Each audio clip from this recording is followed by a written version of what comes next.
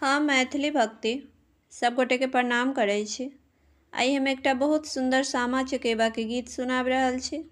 आशा अछि सामा चकेबा के गीत अहाँ सब आदमी के नीक लागत। सुनू ई सामा चकेबा के गीत। हमर वीडियो के लाइक, चैनल के सब्सक्राइब सब आदमी कर देबै। जय मैथिली, जय भक्ति। आए कार्तिक मास हो भैया, सामा ले अवतार। आए कार्तिक मास हो भैया, सामा ले अवतार। कानी कानी चिठिया पठाओल, भैया के रयो पास।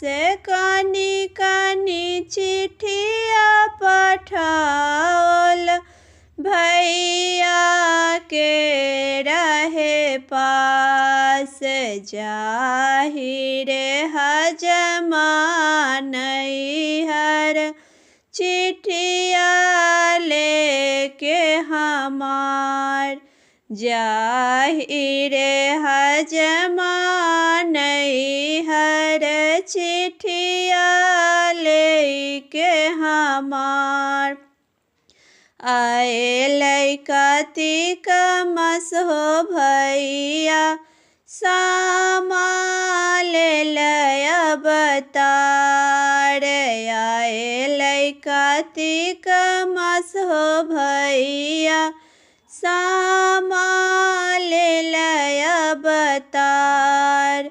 सब हक आगू पढ़ी है रे हजमा, कुशल रे समाचार। सब हक आगू पढ़ी है रे हजमा, कुशल रे समाचार।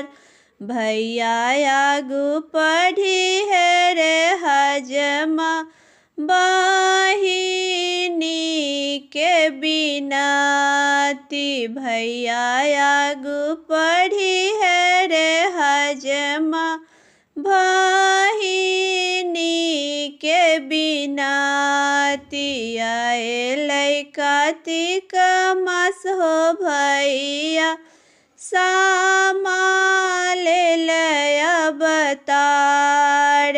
आए कार्तिक मास हो भैया, सामा ले अवतार।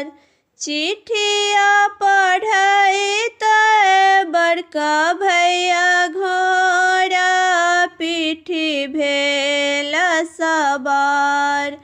चिठिया पढ़ैत छोटका भैया, घोड़ा पीठी रे सवार। घोड़ा बिलमैहा हो भैया, मुजफ्फरपुर के बाजार। घोड़ा बिलमैहा हो भैया, दरभंगा शहर बाजार।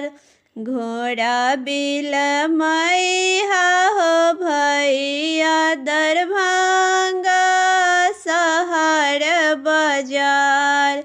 आए कार्तिक मास हो भैया, सामा ले अवतार। आए कार्तिक मास हो भैया, सामा ले अवतार। लाले लाले किनिहा हो भैया, सामा चकेबा हमार। लाले लाले किनिहा हो भैया, सामा चकेबा हमार। अब मन पुरलै हो भैया, बहिनी छी तोहार अब आस पुरल है सासु भैया एला मेहमान।